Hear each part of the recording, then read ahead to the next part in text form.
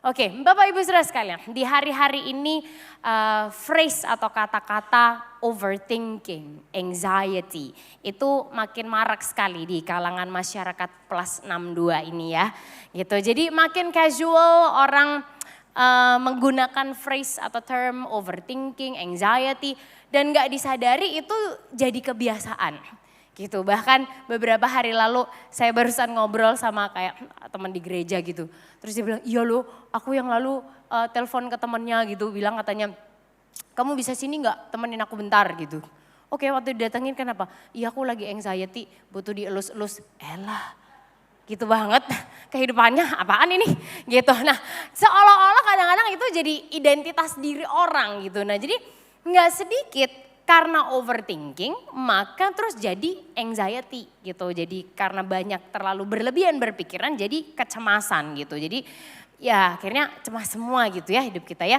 Nah saya rasa setiap orang pasti pernah mengalami lah ya namanya berpikir berlebihan karena itu bagian dari kenyataan hidup manusia ya. Lalu ngalamin kecemasan gitu misalnya lagi ujian gitu ya, baik ujian di sekolah maupun ujian kehidupan gak kelar-kelarnya gak Bapak Ibu Saudara sekalian. Mungkin udah pada lulus ya, saya yang belum-belum sih lama banget. Itu atau kita mau tes medis gitu kali ya, atau mau wawancara pekerjaan, atau kita deg-degan waktu lomba dan lain sebagainya. Nah overthinking kadang-kadang, gak selalu, kadang-kadang bisa turning into anxiety, bisa merembet jadi anxiety. Nah kita perlu tahu apa sih anxiety atau kecemasan. Kecemasan adalah, ini disebutkan katanya perasaan gelisah seperti khawatir atau ketakutan, bisa ringan, bisa juga parah gitu. Nah kalau sudah sampai mengalami yang namanya yaitu dari overthinking jadi anxiety disorder ya kan jadinya lebih serius gitu. Bahkan ada yang butuh penanganan medis. Nah dampaknya Bapak Ibu Saudara sekalian dari overthinking dan anxiety terutama anxiety disorder menurut Mayo Clinic bisa terjadi penyakit jantung, diabetes, penyakit tiroid, masalah pernapasan, penyalahgunaan narkoba, ketagihan alkohol, tumor, trauma, stres, turunan dan lain sebagainya. Makin overthinking lah kita. Kayak ke gereja gini banget ya, capek banget dengernya gitu. Tapi Bapak Ibu Saudara sekalian sebenarnya di atas semuanya ini anxiety atau overthinking juga itu bisa jadi salah satu celah tipuan iblis. Karena ini Yohanes 10 ayat 10 Yesus mengingatkan kita, dia bilang gini, pencuri datang untuk mencuri, membunuh dan membinasakan. Pencuri datang untuk mencuri, membunuh dan membinasakan. Kenapa kok mencuri? Karena Bapak Ibu Saudara sekalian kalau dicuri gak berasa. Coba bayangin kalau misalnya uang saudara hilang 50 juta, berasa gak? Berasa dong. Atau misalnya laptop diambil, berasa. Ya kan, TV di rumah dirampok, berasa. Tapi kalau misalnya uang saudara hilang 2.000, berasa gak? Enggak. Tadi ada duit 2.000 di sini, di mana ya? Ya kan, mana ya? Ah udahlah, buat parkir aja gak bisa. Ya enggak Saudara? Ya 2.000 ya udahlah gitu. Terus lagi berikutnya, tadi sebenarnya taruh uang 5.000 lu di sini. Mana ya? Ah udahlah, kalau kata orang Indonesia, don't rich people difficult. Jangan kayak orang susah. Nah kan? Don't rich people difficult, udah jangan kayak orang susah lagi, 5.000 aja lu ributin gitu. Udah berasa kayak kita orang kaya gitu. Udahlah 5.000. Tapi 2.000, 5.000, 2.000, 5.000, 10.000.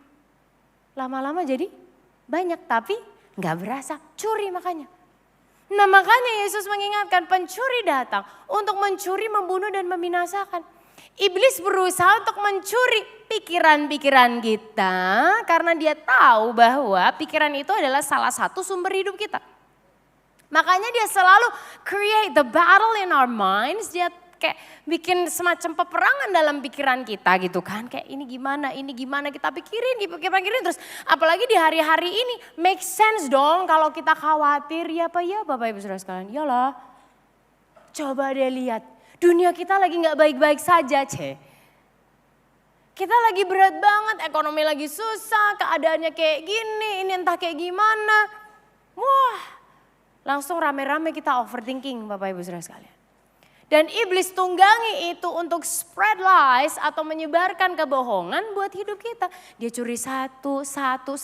Kita makin merasa capek, merasa weary, merasa gak ada harapan, merasa ini dan itu. Kita jadi makin malas sama Tuhan. Kita jadi itu dia bisikin terus.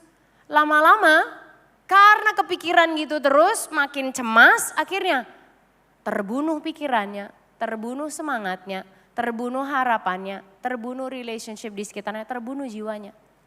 Terbunuh kekuatannya. Lama-lama kalau bisa bunuh diri sekalian karena itu tujuan dia.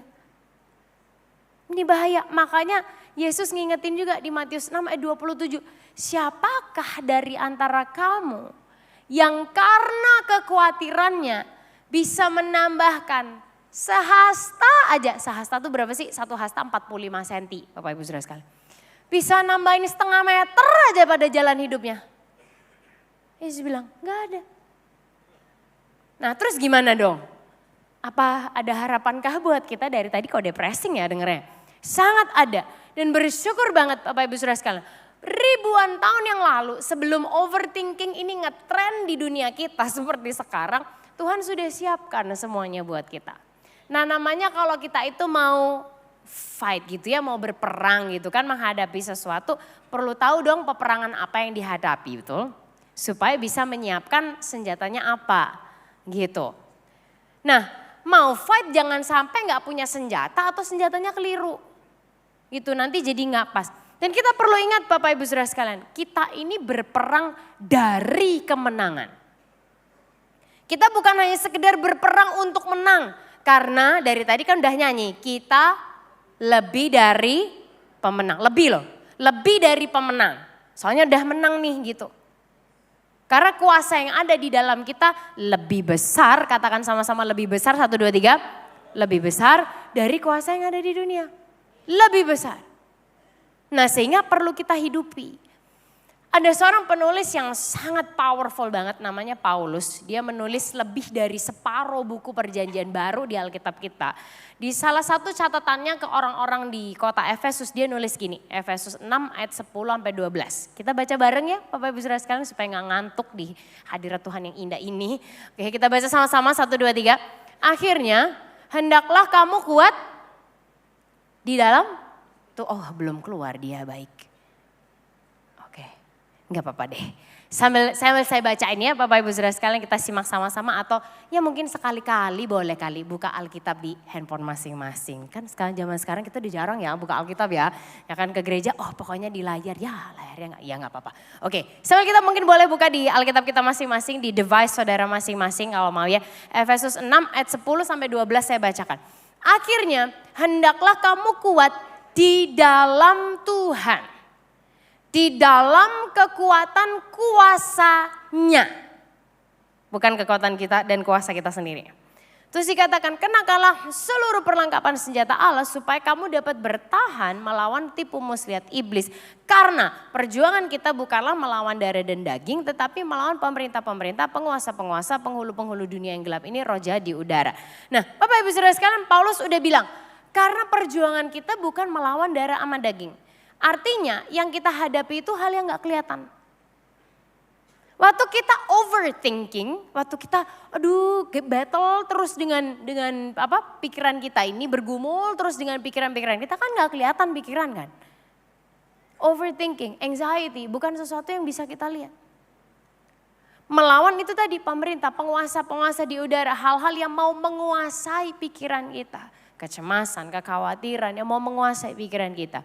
Sebab itu ayat 13 dia bilang ambillah seluruh perlengkapan senjata Allah supaya kamu dapat mengadakan perlawanan. Katakan sama-sama mengadakan perlawanan. 1, 2, 3 mengadakan perlawanan pada hari yang jahat itu dan tetap berdiri.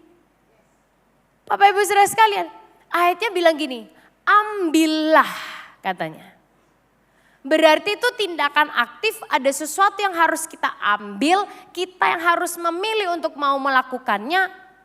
Itu harus kayak sebuah tindakan aktif, bukan diam aja. Sehingga yes benar peperangannya sudah dimenangkan oleh Yesus. Yes benar kita lebih dari pemenang, so start acting like it. Start living like it. Kita perlu mulai untuk ya menghidupi itu. Bukan cuma diam-diam aja. Makanya dikatakan ambillah. Ambillah apa? Seluruh perlengkapan senjata Allah. Senjata yang kita pakai buat fight ini bukan senjata sembarangan, bukan senjata mainan plastik gitu ya. Tapi perlengkapan senjata Allah yang habis gini kita akan bahas agak lebih detail. Terus dikatakan supaya kamu dapat mengadakan perlawanan. Nah gak sedikit dari kita hari-hari ini makin ngetren juga namanya playing victim, merasa korban. Ya gimana lagi, aku emang gini, gimana lagi, aduh aku tuh emangnya orangnya overthinking kayak gitu. Aduh aku soalnya ada gangguan kecemasan sih ini memang gitu. Kita associate diri kita dengan itu seolah-olah kita jadikan itu identitas diri kita. Tapi mohon maaf Bapak Ibu Saudara sekalian, kita semua sudah ditebus oleh Yesus sendiri, katakan amin. Kurang yakin gak Papa bentar lagi, semoga. Bapak Ibu Saudara sekalian, kita sudah ditebus oleh Yesus sendiri, kita bukan miliknya overthinking, kita bukan miliknya anxiety, tapi kita milik Yesus, katakan amin. Dan karena Yesus kita ini berkemenangan bahkan lebih dari pemenang. So we are no victim. Kita ini bukan korban. Kita bukan sekedar yang ya gue kena mental deh gitu. Enggak, kita milik Yesus. Dan kita lebih dari pemenang. Boleh gak ucapkan sama-sama, saya milik Yesus, saya lebih dari pemenang. 1, 2, 3. Saya milik Yesus, saya lebih dari pemenang. Ya dong. Sehingga dikatakan kita bisa mengadakan perlawanan. Soalnya Bapak Ibu Saudara sekalian selama ini mungkin orang tuh kayak ada yang suka berasa gini, iya aku bisa lihat di situ ada. Oh di situ gini, oh di situ gitu. Atau kalau, aduh jangan ke sana, takut banget. Aduh ntar gak enak katanya di situ ada gini-gini dan segala macam. Bapak Ibu Saudara sekalian, Anda pernah lihat gak sih kalau misalnya kadang tuh ya, saya gak tahu Anda berasa gak. Misalnya tuh ada kecoa lewat gitu kan depan kita. Terus kita kaget kan, woi gitu. Terus berasa gak seolah-olah kayak kecoanya tuh makin ngejar kita. Ya beberapa mengangguk-ngangguk ya, berarti saya gak sendiri, makasih. Berarti Bapak Ibu Saudara sekalian sering kali itu kita kan gini kan. Ada kecoa, wah kita kaget. Terus seolah-olah kayak kecoanya tuh lari ngejar kita. Padahal sebenarnya Bapak Ibu Saudara sekalian. Kecoanya itu ngelihat kita juga kaget. Jadi dia datang, terus kita wah dia juga dia sebenarnya gitu. Terus dia tuh saking kan gak bisa bersuara kan dia kan. Terus dia tuh juga lari, kepengen lari juga. Takut lihat kita. Tapi kitanya takut lihat dia. Nah sehingga Bapak Ibu Saudara sekalian dengan iblis tuh kayak gitu. Jadi sebenarnya waktu kita kayak sebenarnya iblis tuh takut sama kita. Karena kuasa Yesus yang ada di dalam diri kita, katakan amin. Berarti kita semua ini lebih serem daripada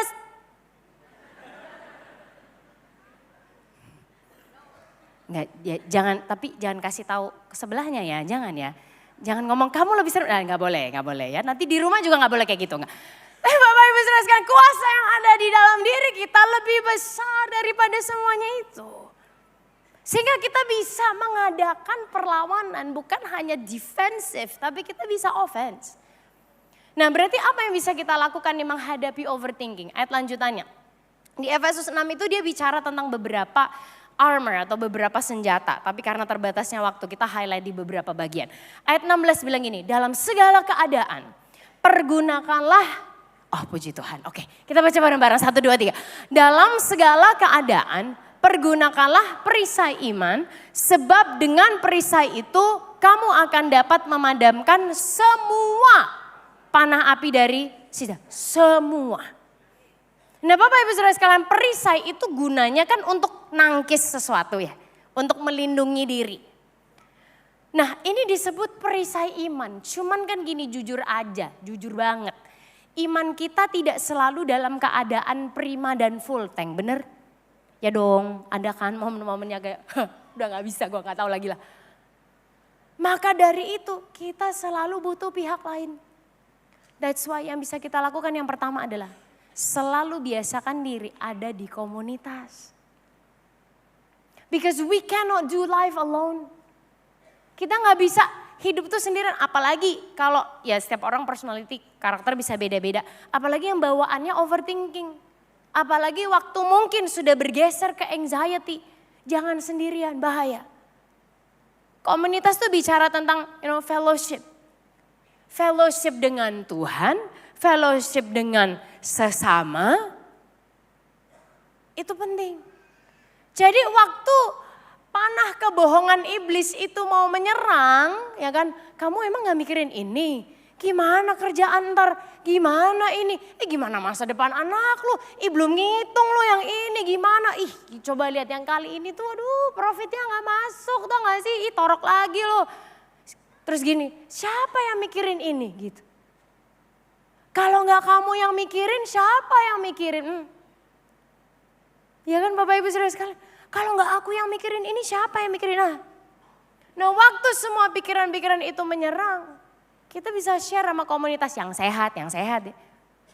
Ada suara lain yang kita dengar, Tuhan jamin kita loh gitu. Mungkin sekarang mepet, cuman ya jalan dulu aja lah, it's okay. Kalau kamu gak mikir, siapa lagi yang mikir? Ya Tuhan. Kalau bukan kita, siapa yang mikir? Ya Tuhan. Dia yang ngurusin. Karena ada komunitas orang yang percaya kepada Tuhan, kehidupan kita itu terprotek, Bapak Ibu Saudara sekalian, terlindungi. Kebohongan iblis bisa tertangkis. Sehingga jangan sepelekan berada dalam komunitas, kita gak bisa doing life alone. Kita butuh satu dengan yang lainnya. Dan yang kedua yang bisa kita lakukan adalah help atau tolong. Ada dua sisi dari kata help ini. Kalau yang pertama, kalau Anda adalah orang yang gampang overthinking. Dan terus pelan-pelan nih, ntar anxiety. Karena di hari-hari ini saya juga ketemu dengan beberapa teman yang anxiety. Jangan sungkan atau malu untuk bilang, help me. Tolong bantu aku. Baik bantuan teman, orang yang kita bisa ceritain, kita ajak ngobrol, orang yang bertanggung jawab. Ataupun misalnya anxiety atau kecemasannya itu makin parah gitu ya. Terus harus butuh penanganan medis, ya emang diperlukan. Gitu. Karena orang yang biasanya berpikir berlebihan, terus kemudian mulai cemas, akan cenderung menutup diri karena pikirannya. Atau nganggap orang lain belum tentu mengerti gitu. Atau overthinkingnya gak mau membebani orang lain gitu dan lain sebagainya. Nah hati-hati, talk to someone, kita perlu untuk cerita. Nah sisi kedua, kalau Anda tahu ada orang yang overthinking, makin mengarah mungkin juga ke kecemasan dan lain sebagainya. Yuk tolongin, help them. Jangan sungkan untuk menawarkan help ke orang lain. Dan kalau ada orang yang cerita, juga jangan bilang, udah pokoknya kamu jangan overthinking gitu.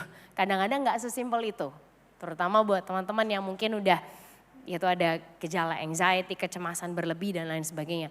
Tapi kita perlu jadi mungkin perisai buat teman-teman di sekitar kita. Gitu. Dan yang ketiga yang terakhir yang paling ultimate. Efesus 6 ayat yang ke-17. Kita baca bersama-sama Efesus 6 ayat 17, 1, 2, 3. Dan terimalah ketopong keselamatan dan pedang roh yaitu firman Allah. Gereja bahasnya itu mulu. Yang lebih relevan apa, yang lebih modern kayak gitu. Apa firman Tuhan. Iya mohon maaf pertanyaannya, dibaca enggak? Dilakukan enggak? Karena Bapak Ibu Saudara sekalian, diingatkan pedang rohnya apa? Firman Allah. Kita enggak bisa perang kalau enggak pakai firman. Kita butuh ini setiap hari dalam setiap kehidupan kita. Setiap hari. Dan tadi pagi di ibadah yang pertama dan kedua, kita membahas tentang ayat-ayat firman Tuhan yang bilang gini, renungkan itu siang dan malam. Gitu kan? Renungkan siang dan malam. Ternyata Bapak Ibu Saudara sekalian, kata-kata merenungkan itu dalam bahasa aslinya adalah haga.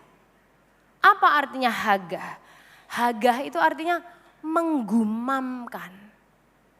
Jadi kalau yang biasanya kita ngomong kayak, ya tuh udah dikasih tahu berkali-kali kayak gitu-gitu nggak berubah terus sampai udah pusing gue malas tahu nggak sih. Nah, yang digumamkan soalnya itu kan gitu. Kita perlu menggumamkan itu buat diri kita. Makanya Amsal 3 ayat yang ke-5 sampai yang ke-6 berkata, percayalah kepada Tuhan dengan segenap hatimu dan janganlah bersandar kepada pengertianmu sendiri. Akuilah dia dalam segala lakumu, maka ia akan meluruskan jalanmu. Sehingga Bapak Ibu Saudara sekalian, kita semua kan dalam setiap hari itu punya perjuangan masing-masing. Betul ya? Punya kehidupan masing-masing, punya hal-hal yang harus kita hadapi sendiri-sendiri, tanggung jawab kita masing-masing. Dan menghadapi semuanya itu, kita perlu untuk ada dalam komunitas. Jadi perisai iman, baik orang lain jadi perisai iman kita maupun kita jadi perisai iman buat orang lain. Kita perlu pertolongan, perlu menolong orang lain. Dan senjata kita adalah firman Allah. Dan bersyukurnya Bapak Ibu Saudara sekalian, sekarang itu makin dimudahkan.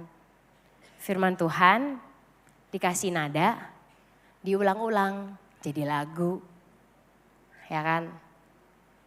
Itulah yang Sound of Praise lakukan. Makanya boleh didengerin lagu, promosi lagi lah.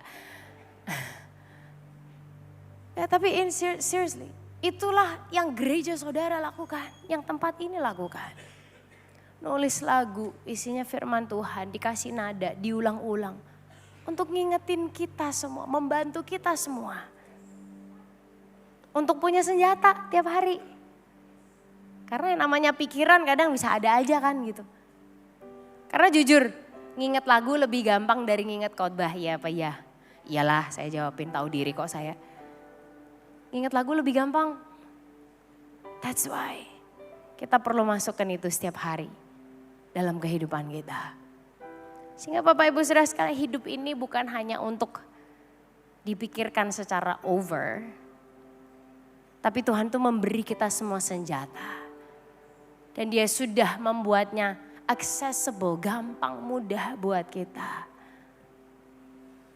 Dia berikan keselamatan, dia berikan kita iman. Yuk kita memilih ada di komunitas. Dan terus